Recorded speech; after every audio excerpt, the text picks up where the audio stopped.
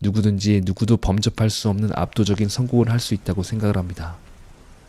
안녕하세요, 패션데디입니다. 여러분들은 성공을 하는데 혹은 꿈을 이루는 데 있어서 반드시 필요한 단 한 가지 요소가 있다면 무엇이라고 생각하시나요? IQ 혹은 천부적인 재능을 떠올리시나요? 아니면 부유한 배경, 심지어 운도 생각하실 수 있을 것 같아요. 만약 천부적인 재능이 성공의 전제라고 한다면 나와 성공은 별개라고 생각하실 수 있고요. 저 또한 그렇게 생각했었습니다. 하지만 제 인생의 최악의 실패와 고통의 순간, 간절하고 절박한 순간에서 만난 인생책을 통해 저도 여러분도 성공할 수 있다는 것을 이 시간 나누고자 합니다. 이 책은 바로 그릿입니다. 그릿은 IQ, 재능, 환경을 뛰어넘는 열정과 결합된 끈기로서 오랜 시간 동안 끈질기게 노력하는 것을 말합니다. 저자는 성공은 타고난 재능보다 열정과 끈기에 달려있다고 단호하게 말합니다. 어떻게 보면 노력이라는 것이 중요하다는 것은 우리도 이미 알고 있는 사실이긴 하잖아요. 그런데 저자는 그릿을 주제로 10년이 넘는 종단 연구를 했고 해당 논문은 뉴욕타임즈, 보스턴 글로브, 포브스 등 세계적인 학술 저널에 기고되었습니다. 제가 개인적으로 정말 대단하다라고 느낀 대목이 있는데요. 미국의 재무부 장관 및 하버드 총장을 역임한 로렌스 서머스의 책에 대한 평가입니다. 그릿은 미국의 국보로 삼아야 할 엄청난 책이다. 여러분, 저자가 과연 누구인지 궁금하지 않으신가요? 저는 책을 읽기 전에 저자가 누구인지, 왜 책을 썼는지, 책을 쓰게 된 배경이 있는지 알아보는데요. 그것을 파악하고 읽으면 책에 대한 문자가 마치 살아있는 것처럼 움직여 가슴에 깊이 새겨지고 감동과 감흥이 더해짐을 느낍니다. 그리고 저자의 이름을 반드시 기억하는데요. 왜냐하면 저자의 이름을 기억하는 것은 제가 할 수 있는 저자에 대한 최소한의 감사와 존경의 표현이기 때문입니다. 이 책의 저자는 바로 미국의 천재 심리학자 앤젤라 더크웍스입니다. 그렇다면 저자는 왜 성공의 단 한 가지 요소에 대해 그릿이라는 결론을 도출했을까요? 그것을 알기 위해 책을 쓰게 된 배경부터 살펴봐야 할 것 같습니다. 저자는 세계적 회사인 맥킨지의 컨설턴트였는데 어느 순간 아이들을 가르치는 일이 천직임을 깨닫게 됩니다. 그리고는 안정적인 직장과 고액 연봉을 포기하고 박봉의 뉴욕시 공립고등학교 교사가 되어 아이들을 가르치게 됩니다. 여러 해에 걸쳐 학생들의 성장을 지켜보며 한 가지 놀라운 점을 발견하게 되는데요. 성공에 있어서 재능이나 성적보다 훨씬 더 중요한 다른 요인이 작용한다는 것을 깨달았다고 합니다. 그 요인을 깊이 파헤치고자 심리학을 공부하기까지 하는데요. 긍정 심리학의 창시자이자 심리학 최고 권위자인 마틴 셀리그먼 박사의 지도를 받아 10년이 넘는 종단 연구를 하게 됩니다. 저는 배경을 살펴보면서 그릿의 연구 결과가 저자의 안정적인 직장을 포기하고 10년이 넘는 오랜 시간 동안 끈질긴 열정을 통해 나온 결과라는 것에 주목하게 되었습니다. 그 연구 결과를 살펴볼까요? 연구를 통해 저자는 성공하는 사람들의 공통된 특성을 발견했습니다. 첫 번째, 성공한 사람들은 정말 끈질기다라는 특성을 갖고 있었습니다. 그들은 실패한 뒤에도 계속 시도하는 끈질긴 의지를 발휘합니다. 두 번째, 성공한 사람들은 끊임없이 발전을 추구했습니다. 결코 만족하는 법이 없었고 이 정도면 만족할 만해도 본인이 가장 가혹한 비평가였습니다.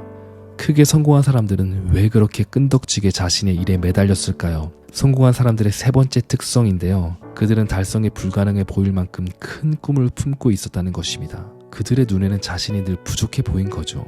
또한 목표 달성만큼 이를 추구하는 과정에서 만족을 느꼈습니다. 그 과정은 때로 지루하고 좌절감을 안기고 과정상에서 숱한 실패를 통해 고통스럽기까지 했는데 그들은 추호도 포기할 생각을 하지 않았고 그 열정은 오래 지속되었다고 합니다. 여러분들은 여기까지 말씀드렸을 때 머릿속으로 떠오르는 사람이 있으신가요? 책에서 나온 여러 사례도 있지만 개인적으로 가슴이 울림이 컸었던 어느 스포츠 선수 이야기를 잠시 나누고자 합니다. 한국 농구의 전설 혹은 국보급 센터라고도 불리우며 프로농구 역사상 최다 득점 기록인 13,231점으로 누구도 따라올 수 없는 전무후무한 기록을 보유 중인 서장훈 선수입니다. 그가 기록한 13,231점은 15년간 매일 20점씩 넣으면 가능한 수치라고 합니다. 사람들은 2m 7cm라는 엄청난 신체적 재능으로 이룬 거 아니냐고 치부해버리곤 합니다. 저도 사실 그랬거든요. 그런데 서장훈 선수의 고백을 듣고 저의 생각은 완전히 달라졌습니다. 어릴 적 농구를 직업으로 삼아야겠다는 순간부터 내 인생의 꿈은 오로지 한 가지였다. 정말 압도적인, 아무도 범접할 수 없는 선수가 되겠다는 것. 그냥 1등이 아니라 누구도 넘볼 수 없는 선수가 되고 싶다. 나는 선수 생활 내내 끊임없이 스스로 왜 그것밖에 못했을까라고 정말 냉정하게 내 자신을 평가했다. 15년간 단 한 번도 시합이 끝나고 들어가서 만족을 해본 적이 없었다. 어느 날 시합에 나가 20점 정도 했는데 감독, 코치 주위에서 잘했다고 칭찬을 했지만 나는 집으로 돌아가서 엄청나게 후회했다. 아까 저기서 바보 같은 짓을 안 했다면 20점이 아니라 3, 40점을 넣을 수 있을 건데 왜 저거밖에 못했을까라고 밤에 비디오를 계속 돌려보면서 늘 반성을 했다. 매 시합을 나 혼자 전쟁을 하는 것처럼 굉장히 치열하게 살았고 혼자 있는 공간에서 스스로 끊임없이 자책했다. 서장훈 선수 하면 결벽으로도 유명한데요. 그는 결벽이 생긴 이유에 대해 이렇게 말합니다.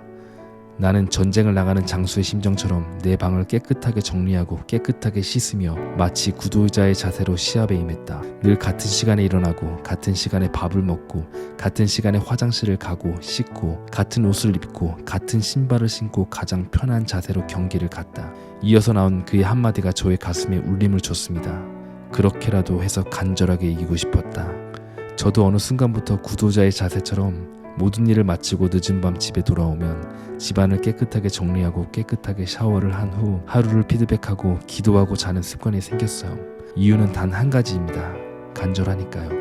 성공한 사람들의 공통된 특성 네 번째는 굳건한 결의를 보였다는 것입니다. 그들은 대단히 회복력이 강하고 근면했고 자신이 원하는 바가 무엇인지 매우 깊이 이해하고 있었습니다. 나는 좌절을 딛고 일어나 중요한 도전에 성공한 적이 있다. 나는 뭐든 시작한 일은 반드시 끝낸다. 여러분들은 어떠신 편인지 스스로에게 질문을 해보셨으면 합니다. 여러분, 그런데 성공한 사람들의 공통된 특성 중 재능이라는 요소가 빠진 것에 대해 어떻게 생각하시나요? 분명 재능도 성공의 중요한 요소일 것 같은데 말이죠. 저자는 재능에 대해 현혹되지 말라고 합니다. 아, 현혹되지 말라는 게 무슨 말일까요? 우리는 물론 재능보다 노력이 중요해라는 말을 하지만 이 책을 쓴 저자의 경우도 굉장히 인상적인 사람을 보는 순간 반사적으로 정말 천재인데라고 한다는 것이에요. 우리는 재능에 대해 무의식적으로 끌리게 된다는 것입니다. 저자는 재능에 대해 탁월성의 일상성의 논문의 저자 댄 챔블리스의 말을 주목합니다. 최상급 기량은 사실 수십 개의 작은 기술 및 동작 하나하나를 배우거나 우연히 깨치고 주의 깊은 연습을 통해 습관으로 만들고 전체 동작으로 나온 결과물이다. 부분 동작들 중에 비범하거나 초인적인 동작은 하나도 없다. 정확하게 실행된 동작들이 합해져 탁월한 기량이 나올 뿐이다 라고 말을 합니다. 이를 뒷받침하는 사례를 하나 소개할까 합니다. 전대미문의 세계 최초의 압도적인 올포디움을 기록한 김연아에 대해 브라운 오소 코치는 인터뷰에서 이렇게 말합니다. 김연아의 재능이 하늘에서 내려준 축복이라고 생각하는 사람이 있다면 그녀의 연습 과정을 사흘만 지켜보라고 말하고 싶다. 김연아는 한 동작을 익히기 위해 무려 1만 번 정도 연습했다. 즉 수년간 1만 시간이 넘는 시간 동안 연습을 했고 그 모든 연습 시간에 수많은 동작들을 다듬은 결과가 한 번의 결점 없는 경기로 집약돼 나왔던 것입니다. 또한 독일의 철학자 니체는 재능의 무의식적 편향을 보이는 것에 대해 다음과 같이 말했습니다. 천재를 마법적인 존재로 생각한다면 우리 자신과 비교하고 우리의 부족함을 느끼지 않는 것이다. 누군가를 신적인 존재로 부르면 그와 경쟁할 필요가 없어진다. 즉 선천적 재능으로 신화함으로 우리는 모두 경쟁에서 면제를 받게 되고 현재 상황에 안주하게 된다는 것입니다. 그렇다면 탁월성의 실체는 무엇인가? 니체는 이렇게 말을 합니다. 사고를 한 방향으로 모아 모든 것을 소재로 활용하며 자신과 타인의 내면을 부단히 관찰하여 어디에서나 본보기와 자극을 찾아내고 지칠 줄 모르고 자신의 방식으로 결합시키는 사람들이 위대한 업적을 이룬다. 앤젤라 더쿠어스는 10년의 종단 연구 끝에 재능에서 성취로 이르는 과정을 설명하는 단순한 등식 2개를 완성했는데요. 재능 곱하기 노력은 기술이고 기술 곱하기 노력은 성취라는 것입니다. 위 등식에서 노력은 한 번이 아닌 2번 인수로 고려되는데 즉 재능과 노력이 결합되면 기술이 생기고 그 기술의 노력을 더하면 성취라는 결과에 다다르게 된다는 것입니다.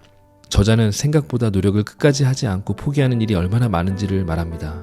많은 이들이 시작했던 일을 너무 빨리 자주 그만둔다는 것이에요. 조사된 바에 의하면 러닝머신 등 가정용 운동 장비를 구입한 사람들 가운데 기대만큼 사용하지 않는 이들이 약 40%라고 합니다. 며칠은 하다가 안 하는 것, 이게 바로 포기입니다. 사실 연초에 계획했던 무성한 일들이 얼마 안 가고 포기되는 일을 많이 겪습니다. 저도 마찬가지였고요. 사람들이 어떤 일을 포기하는 데는 이유가 있다고 해요. 저자는 당신이 하던 일을 포기하기 전에 아래 4가지 생각 중 어느 하나가 머릿속을 스쳐 지나갈 것이다 라고 말을 하는데요. 지루해, 노력할 가치가 없어. 이것은 내게 중요한 일이 아니야. 나는 못하겠으니 포기하는 것이 좋겠어.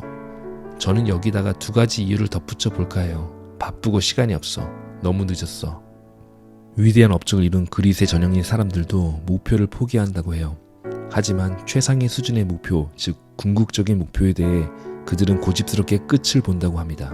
그들의 인생에서 가장 중요한 목표에 대해서만큼은 위에 열거된 발언을 입 밖에도 꺼내지 않는다는 것이에요. 여러분은 어떠신가요? 만약 어떤 계획을 세우고 곧잘 포기한다고 해서 본인을 게으르거나 나약한 사람으로 자책하지 말았으면 해요. 아직 인생 가운데 최상의 수준의 궁극적 꿈 혹은 목표를 발견하지 못한 것 뿐이니까요. 여러분의 인생에 있어서 궁극적인 목표와 꿈이 있다면 그것만큼은 포기하지 않았으면 합니다. 결론을 말씀드릴게요. 성공은 재능보다 열정과 끈기에 달려 있습니다. 그 핵심은 오랜 시간 동안 끈질기게 노력하는 것을 말합니다. 노력이 재능을 이긴다라는 그릿을 믿고 여러분이 간절하게 꿈꾸는 것에 대해 1만 시간 이상의 노력이 가해진다면 누구든지 누구도 범접할 수 없는 압도적인 성공을 할 수 있다고 생각을 합니다. 저자의 글로 마무리하겠습니다. 그릿이란 한 번에 한 걸음씩 계속 나아가는 것이다. 흥미롭고 목적에 뚜렷한 목표를 굳건히 지키는 것이다. 매일 몇 주, 몇 회씩 도전적으로 연습하는 것이다. 7번 넘어지면 8번 일어나는 것이다. 지금까지 패션데디였습니다. 감사합니다.